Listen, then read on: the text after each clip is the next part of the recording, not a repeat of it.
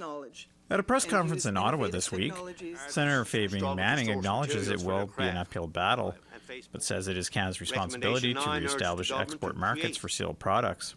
There's opportunity there, but it has to be driven by the Canadian government. These are international discussions.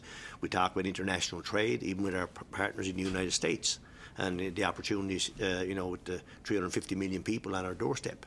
Manning is part of the Senate Committee on Fisheries and Oceans. It released a new report on the sealing industry, how decades of anti-sealing campaigns led to export bans of sealed products around the world, decimating the industry.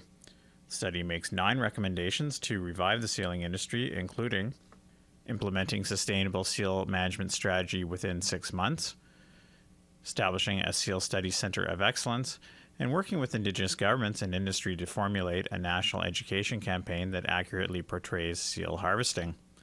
Senator Brian Francis is of Mi'kmaq heritage and also sits on the Senate's Fisheries Committee. He says Inuit and First Nations people have practiced sustainable seal harvesting for generations. Inuit and First Nations have harvested seals for subsistence purposes for thousands of years.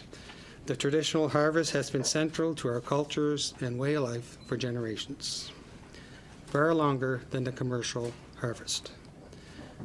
The relationship between our communities have with sealing is deep, meaningful, and respectful, and something that should be preserved. Manning says dispelling misinformation by anti-sealing lobby groups is one of the major challenges. There's a widespread misconception that baby seals are harvested in Canada. It hasn't happened since 1987. It's illegal in Canada to harvest harp and hooded seal pups. But when you go out and you see the anti-sealing propaganda, they show harvesting of seal pups. It's a lie. It's a falsehood. Francis agrees it is time to set the record straight on the industry.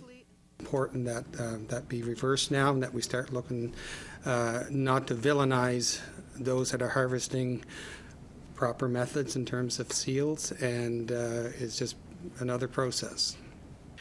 The report also calls on the government to withdraw charity status and tax advantages to groups who promote inaccuracies against the sealing industry.